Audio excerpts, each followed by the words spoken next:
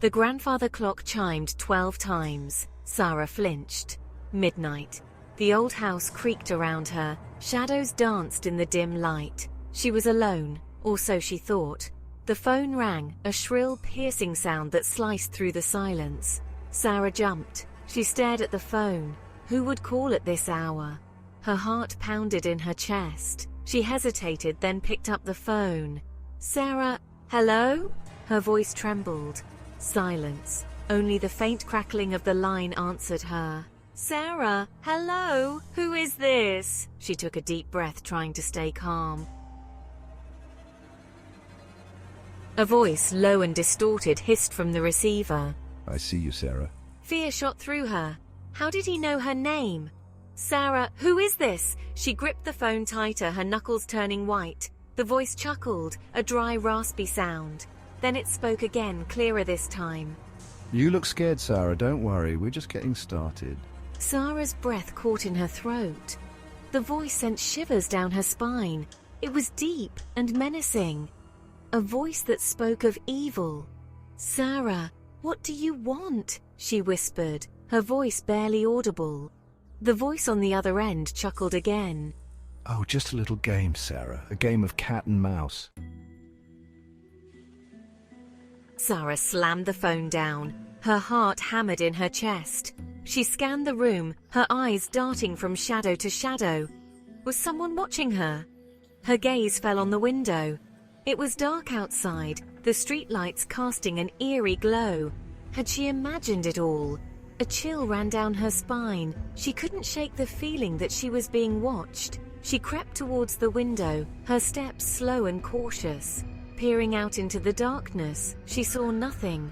Just the empty street and the swaying branches of the old oak tree.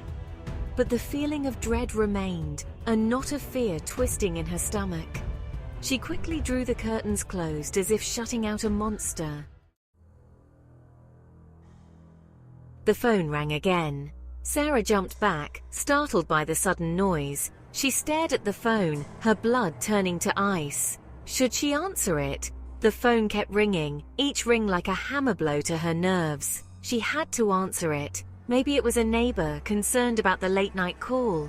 Or maybe it was him again. With trembling hands, she picked up the receiver. Sarah, hello? Her voice was a mere whisper. Trying to avoid me, Sarah. The voice was closer now, clearer. Panic surged through her. She slammed the phone down again and ran to the door. She had to get out of there, but the door wouldn't budge. It was locked. She rattled the handle, but it wouldn't open. She was trapped. The phone rang again. Sarah pressed her back against the wall, her eyes darting around the room. There was nowhere to hide. She was trapped with this thing on the other end of the line. Each ring of the phone felt like a nail hammered into her coffin. You seem scared, Sarah. Don't you recognize my voice? We've met before. He knew her. He knew things about her, things that only someone close to her would know. Her blood ran cold. This wasn't just a random caller. This was personal. This was someone, or something, that wanted to hurt her. She had to find a way out. But how? She was trapped, and he was just getting started. There's no use running, Sarah. You can't hide from me. I'm already here. Narrator. Media. Voice taunting woman on phone. Woman terrified by phone call. The voice continued to taunt her. It spoke of her childhood fears, her deepest secrets. Things she had never told anyone. He was inside her head, watching her every move. Sarah's breath came in short, panicked gasps. She had to get out, now! She ran to the back door, fumbling with the lock in the darkness. It wouldn't open. She tried the windows, but they were nailed shut. There was no escape. She was trapped in her own home, with him. The phone slipped from her grasp and clattered to the floor. The voice chuckled on the other end, a chilling sound that echoed through the house. Terror seized her. He wasn't outside. He was inside the house with her. But how? She had checked all the doors and windows. She had been so careful. Unless he had always been here, hiding in the shadows, watching her. waiting for the right moment to strike. She could hear him now, his slow, deliberate footsteps coming from the hallway, getting closer. He was toying with her, enjoying her fear. Sarah grabbed a heavy vase from the fireplace mantel, her only weapon. Her heart pounded in her chest, a drumbeat of terror in the silence. She wouldn't go down without a fight. She would not be his victim. The door creaked open. He stood there, silhouetted in the doorway, a tall, shadowy figure with eyes that glinted in the darkness. He was holding something in his hand, something that glinted under the dim light, a knife. Sarah's breath caught in her throat. This was it. This was how it ended. She closed her eyes, bracing herself for the inevitable. But the attack never came. She slowly opened her eyes.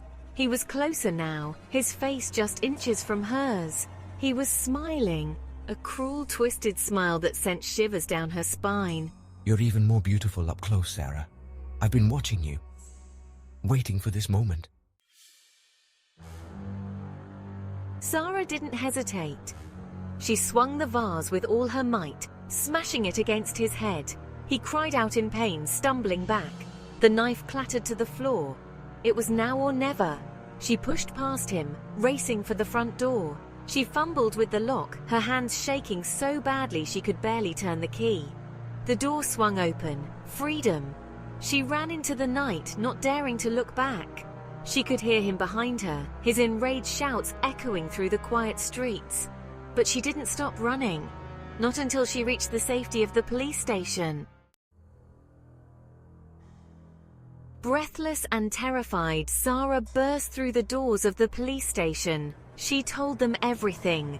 The phone calls, the stalker, the attack. They listened patiently, their faces etched with concern. But she could tell they didn't believe her. Not really. They thought she was hysterical, imagining things. They went back to the house with her, but there was no sign of forced entry, no sign of the intruder. Just as they were about to leave, the phone rang. Sarah froze, her blood turning to ice. It was him. She just knew it. The police officer answered the phone, his face grim. Hello? Yes, this is she. Hold on. He handed the phone to Sarah. It's for you. Sarah's hand shook as she took the phone. Hello? A low chuckle sent shivers down her spine. You should have stayed and finished the job, Sarah. Now I have unfinished business to attend to. The line went dead. Sarah's heart pounded in her chest. He was still out there, and he was coming for her. She turned to the police officer, her eyes wide with fear. He's not gone. He's still out there. The police officer patted her hand reassuringly. Don't worry, ma'am. We'll find him. You're safe now. But even as he said the words, he couldn't shake the feeling that something was wrong. Very wrong. He glanced back at the house. The windows were dark, but he could have sworn he saw a shadow move behind the curtains. He shook his head. It was probably just his imagination. But as he turned to leave, he heard a faint sound coming from inside the house, a low guttural growl. He stopped and listened intently. The growl came again, closer this time. And this time there was no mistaking it. It was the sound of something evil, something hungry, and it was coming for Sarah.